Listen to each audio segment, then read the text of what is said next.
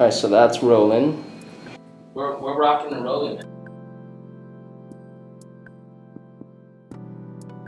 Yeah, so the way that I think about content marketing is companies will fall into one of three buckets. The first one is they have no idea what they're supposed to do. There's no content being created by them.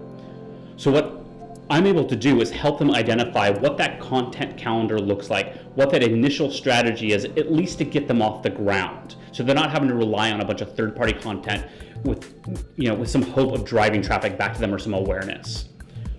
The second part is people understand, okay, we're creating content on a fairly regular basis, but it's not really moving the needle. We have a blog, we're producing a white book an ebook every few months, but they're not actually able to scale it because they don't understand how.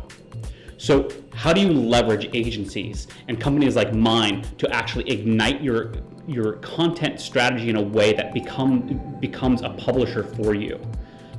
When you become your own publisher, you start really reaping the rewards. And if you're able to push this content out through your various branded social channels and your employee ecosystem, the employee activation space is huge.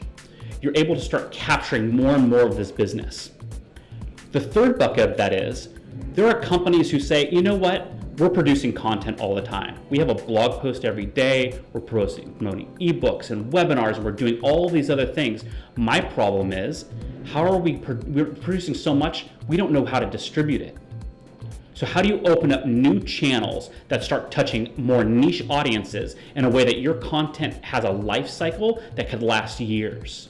The great thing about content marketing, if you do it correctly, is that you produce a piece of content today, and that one piece of content pays for itself in the first 30 or 60 days, and then 2 years from now, that thing is still producing revenue for your business. If you build these machines the right way, you have very evergreen content and you have very timely content, but that evergreen content becomes something that you are able to mass produce across multiple ecosystems and drive this lead generation magnet for your company for years to come.